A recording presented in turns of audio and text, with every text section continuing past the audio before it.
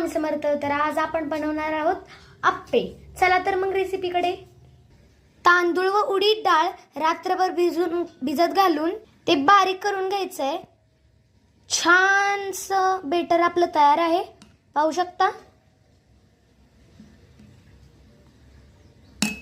आप्प्यासाठी आपल्याला कोथिंबीर, टोमॅटो, कांदा आणि मिरची घ्यायचंय, पाहू शकता तुम्ही.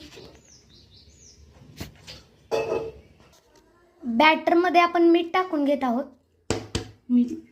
आपण चवीनुसार मीठ टाकून घेतलेलं आहे. छान असं हलवून घ्यायचंय ते. आपण आप्प्याच्या पिठामध्ये मिरची टाकून घ्यायची, थोडीशी कोथिंबीर, कांदा व टोमॅटो टाकून घेतलेला आहे. ते छान एक जीव करस्तोपर्यंत हलवायचं.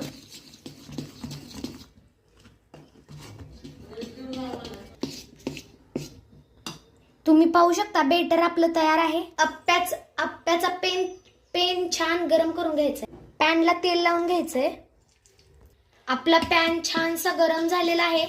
त्यामध्ये आपण आप्प्याचं बेटर टाकून घ्यायचं.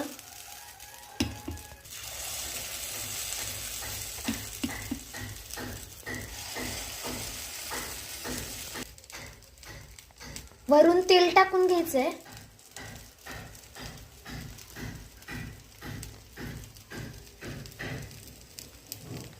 आता छानसं ते वाफलून घ्यायचंय. ते वाफलवून घेऊपर्यंत आपण इथे चटणी बनवणार आहोत. चटणीसाठी आपल्याला ओले खोबरे, मिरची, लसूण, अद्रक लागणार आहे.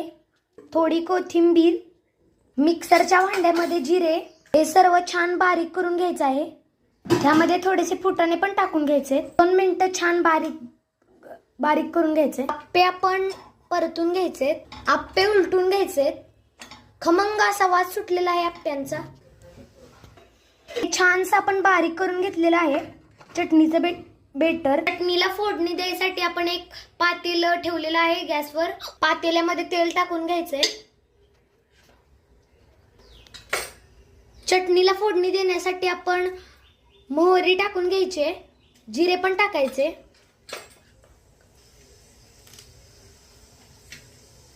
कढीपत्ता पण टाकून घ्यायचा.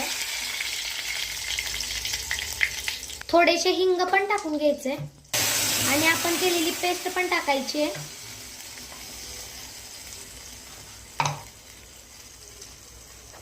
छानसं हलवून घ्यायचंय.